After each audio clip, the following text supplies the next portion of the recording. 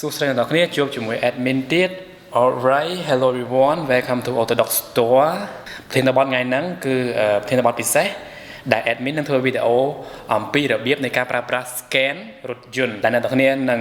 អាចប្រើប្រាស់ scan ទៅធ្វើការងារជាច្រើនដូចជាការងារវិភាគរោគសញ្ញារថយន្តការងារធ្វើ test sensor ការងារផ្សេងៗដែលឧបករណ៍ scan អាចផ្ដល់ឲ្យអ្នកបច្ចេកទេសឬក៏អ្នក DIY ឬក៏អ្នកប្រើប្រាស់រថយន្តខ្លួនឯងដែលអាចប្រើប្រាស់ឧបករណ៍ scan ទៅធ្វើការងារជាច្រើនអញ្ចឹងដោយសារកន្លងទៅ admin ទទួលបានសំណួរជាច្រើននៅលើ page Autodoc store អ្នកនរគ្នាតែងតែឆានមកសួរអំពីឧបករណ៍ scan ប្រភេទនេះឧបករណ៍ scan ប្រភេទនោះការប្រើប្រាស់ការធ្វើ test sensor ការអ្វីផ្សេងៗអញ្ចឹង admin បានសម្រាប់ចិត្តធ្វើវីដេអូមួយតទៅនឹងរបៀបនៃការប្រើប្រាស់ឧបករណ៍ scan tool ដើម្បីធ្វើវិភាគរោគសញ្ញាបញ្ហាម៉ាស៊ីនរថយន្តនិងការជួសជុលរថយន្តនិងការធ្វើ test គ្រឿងបង្គុំរបស់ម៉ាស៊ីនដោយប្រើឧបករណ៍ scan អ្នកនរគ្នាឃើញនៅលើតុហ្នឹងគឺមានឧបករណ៍ scan ទំនើប lunch យើងមានឧបករណ៍ពាក់កណ្ដាលទំនើប hotel model AF539 និងមានឧបករណ៍ scan Bluetooth ដោយប្រើទូរស័ព្ទដៃអ្នកនរគ្នាឃើញអ្នកនរគ្នាគ្រាន់តែដោតវាចូលទៅក្នុង model electronic របស់រថយន្តគឺឬ port OBD2 ហើយយើងប្រើទូរស័ព្ទដៃដើម្បីធ្វើការវិភាគរោគសញ្ញាម៉ាស៊ីនជាមូលដ្ឋានគ្រឹះអ្នកទាំងអស់គ្នាត្រូវ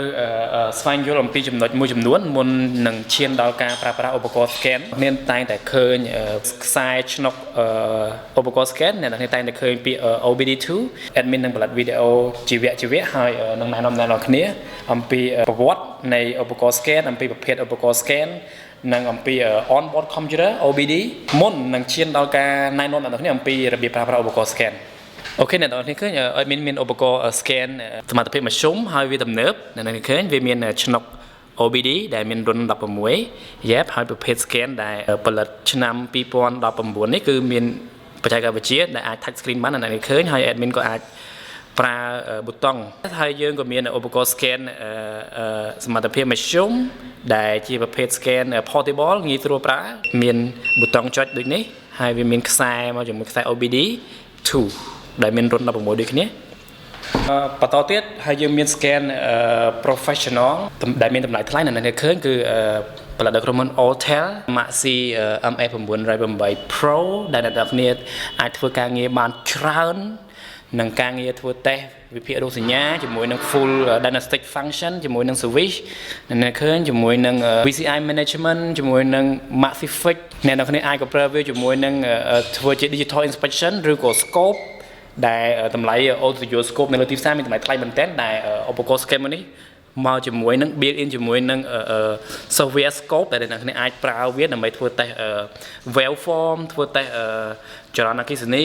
ផ្សេងអញ្ចឹងវាមកជាមួយនឹងអ្នកឃើញគឺ standard J2534 J2534 ECU programming device ដែលជាប្រភេទ scan tool ដែលទំនើបដែលគេ separate រវាង ECU program និង ឧបករណ៍ scan អញ្ចឹងអ្នកគ្រាន់តែដោតprogramming device មួយនេះគឺ ECU programming device នេះចូលទៅក្នុងរថយន្តហើយអ្នកគ្នាអាចប្រើប្រាស់ឧបករណ៍ scan tablet មួយនេះដែលវា Bluetooth ជាប់ជាមួយគ្នាទៅ scan ទៅធ្វើការងារវិភាគរោគសញ្ញាទៅធ្វើការងារធ្វើ test ធ្វើការងារ digital test ធ្វើការងារមើលប្រព័ន្ធ digital inspection ជាពិសេស reprogramming ដោយដែលអ្នកគ្នាបានដឹងថារថយន្តទំនើបសប្តាហ៍ថ្ងៃការងារដូចជាការងារ maintenance ការងារធ្វើដំហែតមដូចជាដូរប្រេងដូរពេញប្រាំងដូរ suspension ក៏ទាមទារអ្នកគ្នាធ្វើការ reprogramming ហើយឬក៏ update បន្ទាន់កាលវាឲ្យទៅតាមការអភិវឌ្ឍបច្ចេកវិទ្យារថយន្តទំនើបសប្តាហ៍ថ្ងៃការងារច្រើនណាស់ដែលឧបករណ៍ scan ទំនើបផ្ដល់ឲ្យអ្នកបច្ចេកទេសឬក៏មជ្ឈមណ្ឌលដំហែតមនិងជួសជុលរថយន្ត standard អាចធ្វើការងារបានជាច្រើនជាឧទាហរណ៍ពេលអ្នកនរគ្នាមានបញ្ហាប្រព័ន្ធសោមានបញ្ហាប្រព័ន្ធផ្សេងដែលបាត់សោហើយពេលអ្នកគ្នាធ្វើការផ្លាស់ប្ដូរសោថ្មីអញ្ចឹងសោទំនើបសប្តាហ៍ថ្ងៃវាមកជាមួយនឹងប្រព័ន្ធ chip ប្រព័ន្ធ transponder ប្រព័ន្ធទំនើបប្រព័ន្ធ ECU អញ្ចឹងអ្នកនរគ្នាអាចប្រើសោប្រេះផ្ដាស់បានទេអញ្ចឹងនៅពេលអ្នកគ្នាបាត់សោអ្នកគ្នាអាចទៅ copy សោបានប្រេះផ្ដាស់អញ្ចឹងវាទាមទារអ្នកគ្នាត្រូវទៅទិញសោពីរោងចក្រហើយយកមកជួបអ្នកបច្ចេកទេសដើម្បីគេមាន programming device ធ្វើការ reprogramming ឡើងវិញវា copy ពីប្រព័ន្ធ computer ដែលអ្នកនរគ្នាត្រូវ update វាជាប្រចាំហើយនឹង programming វាពាក្យ programming ហ្នឹងគឺបើន័យថា reset ឡើងវិញជាឧទាហរណ៍មួយទៀតគឺតើតើនឹងការធ្វើមហាតនឧទាហរណ៍ថាអ្នកនរគ្នាប្រើប្រាស់រថយន្តទំនើប BMW ជាដើមអ្នកនរគ្នាពេលដែលអ្នកនរគ្នាផ្លាស់ប្ដូរប្រេងបរិស្ថានធាតុរាវទៀមទាអ្នកនរគ្នាប្រើ programming device ឧបករណ៍ scan ដែលអាច reset function ដែលមាន reset function ដែលមាន service ដូចអ្នកនរគ្នាឃើញគឺមានប្រភេទ oil reset ប្រភេទ TPMS ប្រភេទ valve កង់ប្រភេទអាគុយ battery reset injector reset immobilizer DPS brake steering angle sensor reset suspension reset ទៀត odometer សំបីតែ automatic adaptive headlight ប្រភេទភ្លើងបំភ្លឺខាងមុខក៏ត្រូវតែអ្នកនរគ្នា reset ដែរត្រឡប់វិញដូចអ្នកនរគ្នាឃើញគឺសំបីតែការបដូរប្រេងក៏ទាមទារអ្នកនរគ្នា reset ឡើងវិញដើម្បីឲ្យ ECU រថយន្តហ្នឹងបានស្គាល់ដឹងថាអ្នកនរគ្នាបានធ្វើការផ្លាស់ប្ដូរប្រេងម៉ាស៊ីនហ្នឹងថ្មីអញ្ចឹងនៅពេលដែលអ្នកនរគ្នាប្រើប្រាស់យូរទៅប្រេងម៉ាស៊ីនហ្នឹងវាដកអស់គុណភាព ECU បានដឹងវានឹង alert ប្រាប់អ្នកនរគ្នាថារថយន្តម៉ាស៊ីនរថយន្តហ្នឹងត្រូវការឲ្យផ្លាស់ប្ដូរប្រេងម៉ាស៊ីនជាបន្ទាន់អញ្ចឹងអ្នកនរគ្នាបានដឹងហើយឧទាហរណ៍ដូចជាការគិញកន្លងទៅអ្នកនរគ្នាអាចធ្វើការផ្លាស់ប្ដូរអាគុយអញ្ចឹងទាមទារអ្នកនរគ្នា reset បានន័យថាអ្នកនរគ្នាទៅប្រើឧបករណ៍ scan ទំនើបហ្នឹងប្រាប់ទៅ ECU រថយន្តថាអ្នកនរគ្នាបានផ្លើការផ្លាស់ប្ដូរអាគុយប្រភេទប្រមាណ amp hour ប្រភេទអ្វីស្តង់ដារអ្វីវាទាមទារឲ្យអ្នកនរគ្នាប្រើឧបករណ៍ scan ទំនើបដូចនេះដែលអាច reset program reset ឬក៏ programming បានបន្តទៀតធ្វើការកំណត់សម្គាល់នៅលើស្តង់ដារអ្នកនរគ្នាឃើញគឺឆ្នុក OBD on board computer នៅក្រោម dashboard ហ្នឹងដែលអ្នកនរគ្នាអាចតែងតែប្រើឧបករណ៍ scan ហ្នឹងដោតទៅឆ្នុក OBD ហ្នឹងហើយធ្វើការវិភាគរោគសញ្ញាអញ្ចឹងអ្នកនរគ្នាតែងតែសម្គាល់ឃើញឆ្នុក OBD ហ្នឹងនៅឧបករណ៍ scan ឃើញមកជាមួយនឹងឆ្នុកដែលគេមាននិមិត្តសញ្ញា OBD2 អ្នកឃើញដែលវាមានស្តង់ដាររុន16អ្នកនេះឃើញអញ្ចឹងខ្ញុំយកឧបករណ៍ scan Bluetooth នេះមកអ្នកនេះឃើញវាតែងតែមកជាមួយនឹងរុន16យ៉ាខ្ញុំយកឆ្នុកនេះមកវាតែងតែមកជាមួយនឹងរុន16ដូចនេះអ្នកនេះឃើញគឺគេហៅថាឆ្នុក OBD2 on board diagnostic system second generation វត្តនៃប្រព័ន្ធ on board computer អំពីប្រព័ន្ធ engine management system តាំងពីដើមឡើយតើវាយ៉ាងណាទើបគេផលិតវាឡើងមុននឹងខ្ញុំបន្តអំពីប្រព័ន្ធ on board diagnostic second generation ហ្នឹងខ្ញុំចង់ងាកទៅក្រោយតិចអំពីប្រវត្តិនៃប្រព័ន្ធ on board ហ្នឹងគឺដើមឡើយគេប្រើពាក្យ OBD ឬក៏ OBD1 គឺជាប្រព័ន្ធ on board computer ចំនួនទី1ដែលបានអភិវឌ្ឍឡើងតាំងពីឆ្នាំ1982ឯណោះនៅប្រទេសអាមេរិកដោយប្រព័ន្ធ on board computer ចំនួនទី1ហ្នឹងគឺមានការលំបាកមានស្តង់ដារខុសគ្នាអត់មានស្តង់ដាររួមទេគឺរោងចក្រទាំងអស់មានស្តង់ដារខុសគ្នាមានការលំបាកមែនទែនហើយប្រព័ន្ធ on board computer ចំនួនទី1ហ្នឹងគឺអាចធ្វើការវិភាគរោគសញ្ញាបានតែប្រព័ន្ធមួយចំនួនដូចជាoxygen sensor ជាមួយនឹង EGR ប្រព័ន្ធប្រើឧស្ម័នសេសសល់ទៅបញ្ឆេះឡើងវិញឬក៏ exhaust gas recirculation ប្រព័ន្ធឥន្ធនៈ fuel delivery system និងប្រព័ន្ធ engine tune up ម៉ាស៊ីនចំហេះម៉ាស៊ីនអញ្ចឹងសមត្ថភាពវាមានតិចវាអាចធ្វើការងារបានតិចហើយស្តង់ដារនោះក៏វាអត់ជាមួយគ្នាដែរគឺវាមានការលំបាកមែនទែនគឺ scan ទាំងអស់វាមកជាមួយនឹងស្តង់ដារខុសៗគ្នាដោយដែលអ្នកឃើញនេះគឺជាស្តង់ដាររបស់ OBD1 របស់ក្រុមហ៊ុន Benz Mercedes Benz ដែលវាមានដូចនេះអ្នកឃើញអញ្ចឹងវាខុសគ្នាហើយនេះគឺជាស្តង់ដាររបស់ក្រុមហ៊ុនរោងចក្រ Honda អ្នកឃើញដែលវាមានដូចតែ3ទេយ៉ាប់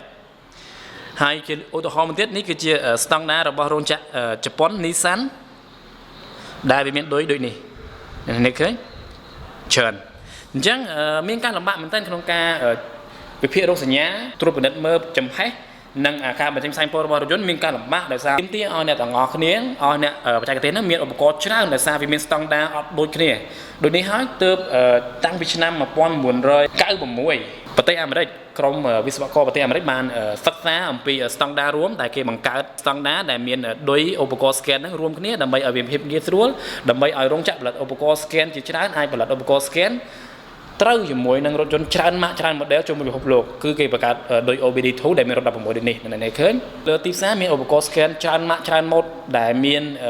រោងចក្រជាច្រើនផលិតឧបករណ៍ scan ដូចជារោងចក្រនាំមុខគេអ្នកឃើញដែលខ្ញុំធ្វើការណែនាំជាច្រើនអំពី Hotel អំពីឧបករណ៍ Lunch Blue Driver G Scan អំពី Snap On ឧបករណ៍ scan គឺរោងចក្រជាច្រើនបានផលិត scan ហើយក្នុងនោះដែររោងចក្រផលិតរថយន្តហ្នឹងក៏មានឧបករណ៍ scan របស់ខ្លួនផ្ទាល់ខ្លួនផងដែរឧបករណ៍ scan ថ្ងៃគឺមានភាពងាយស្រួលមែនទែនគឺប្រព័ន្ធ on board computer ចំនួនទី2ហ្នឹងគឺវាមានដូចគ្នាអញ្ចឹងអ្នកនរគ្នាអាចប្រើឧបករណ៍ scan ហ្នឹងពិនិត្យមើលរថយន្តច្រើនម៉ាកច្រើនម៉ូតច្រើន model មែនទែនរហូតដល់ឆ្នាំ1997ទើបប្រទេសអាមេរិកបានផ្សព្វផ្សាយឲ្យប្រើប្រាស់ជាសាធារណៈនៅប្រព័ន្ធ on board computer ចំនួនទី2ហើយបន្ទាប់មកទ្វីបអឺរ៉ុប គឺគេប្រើនៅនឹងឃើញពាក្យ EOBD នៅលើឧបករណ៍ scan មួយចំនួនគឺ European Onboard Diagnostic ដែលមានស្តង់ដាររួមគឺ DLC Data Link Connector 16 pin បើន័យថាមានរុន16 DLC រុន16ស្តង់ដាររួមដែលវាឧបករណ៍ scan តែងតែអាចវិភាគរោគសញ្ញាជាមួយនឹងលេខកូដបញ្ហាដែល Strabo code រួមមានកូដ P កូដ U កូដ B ដែលអ្នកនរគ្នានឹងបានស្វែងយល់អំពី DTC ដែល Strabo code នៅវីដេអូបន្តបន្ទាប់ដែលខ្ញុំនឹងណែនាំអ្នកនរគ្នាអំពីប្រភេទលេខកូដបញ្ហាម៉ាស៊ីនរថយន្តរួមនិងលេខកូដបញ្ហារបស់រោងចក្រនីមួយៗគឺ OEM code ហើយនិង General code ដោយដែលសំណួរអ្នកនរគ្នាតែងតែសួរ admin ថាតើម៉ាស៊ីនលោត check បានន័យថាម៉េចម៉ាស៊ីនលោត check គេហៅ check engine light warning ហ្នឹងបានន័យថាម៉េចតែពិតទៅ check engine light ហ្នឹងបានន័យថាម៉ាស៊ីនរថយន្តកំពុងតែមានបញ្ហាហើយវាកំពុងតែប្រាប់អ្នកនរគ្នាឲ្យអ្នកនរគ្នាទៅជួបអ្នកបច្ចេកទេសដើម្បីប្រើឧបករណ៍ scan check បណ្ឌិតមើលតើវាមានបញ្ហាចំណុចណាដើម្បីជួសជុលវាកុំឲ្យម៉ាស៊ីនហ្នឹងវាបញ្ចេញផ្សែងពុលទៅបច្ចេកទេសច្រើនអញ្ចឹងបានន័យថា check engine light កើតឡើងបានន័យថាអ្នកនរគ្នាកំពុងតែមានបញ្ហាតើទៅនឹងបញ្ហាចំហេះហើយនឹងការបាញ់អ៊ីនធឺណិតនឹងបញ្ចេញផ្សែងពុលច្រើនអញ្ចឹងទៀមអ្នកនរគ្នាមកជួបអ្នកបច្ចេកទេសហើយយើងប្រើឧបករណ៍ scan ដោតចូលទៅក្នុងម៉ាស៊ីនទើបយើងដឹងបានន័យថាឧបករណ៍ scan ហ្នឹងនឹងប្រាប់លេខកូដបញ្ហាហើយអ្នកបច្ចេកទេសនឹងវិភាគរោគសញ្ញាថាតើវាខុសអ្វីប្រកបពី OBD 1 មកគឺវាអភិវឌ្ឍដល់សប្តាហ៍ថ្ងៃគឺ OBD 2ដែលឧបករណ៍ scan ទំនើបមែនទែនអាចធ្វើតេស្តsensor ជាច្រើនអាចទៅតេស្តប្រព័ន្ធជាច្រើនអាចទៅតេស្តប្រព័ន្ធម៉ាស៊ីនអាចធ្វើតេស្ត sensor និងអាច programming ដោយសាររថយន្តទំនើបសប្តាហ៍ថ្ងៃមកជាមួយនឹងប្រព័ន្ធ computer ទំនើបស៊ីជម្រៅទៀមទីអ្នកគ្នាប្រើប្រាស់ឧបករណ៍ scan ទំនើបដើម្បី reset វាសូម្បីតែការផ្ដោះដូរប្រេងអូខេវីដេអូនេះអ្នកនរគ្នាបានដឹងអំពីប្រព័ន្ធ onboard computer និងប្រវត្តិរបស់ onboard computer ហើយ purpose ពីគោលការណ៍នៃការបង្កើតម៉ាស៊ីន scan ដើម្បីធ្វើការងារវិភាគរោគសញ្ញានិងត្រួតពិនិត្យប្រព័ន្ធម៉ាស៊ីនការបញ្ចេញផ្សែងពុលការប្រព័ន្ធបញ្ឆេះម៉ាស៊ីនជាដើមហើយវីដេអូក្រោយនៅ admin នឹងណែនាំអ្នកនរគ្នាអំពីរបៀបប្រើប្រាស់ឧបករណ៍ scan ទៅវិភាគរោគសញ្ញារថយន្តធ្វើការងារផ្សេងៗការងារធ្វើតេស្តការងារអីហើយបើអ្នកនរគ្នាចូលចិត្តវីដេអូហ្នឹងកុំភ្លេច like share និង comment ចូលទៅ YouTube channel របស់ Autodoc Store subscribe channel របស់ពួកយើងនៅ YouTube ឬក៏អ្នកនរគ្នាអាចគាំទ្រពួកយើងដោយទិញអាវយឺតអ្នកនរគ្នាឃើញថ្មីហ្នឹងគឺនៅ Autodoc Store មាន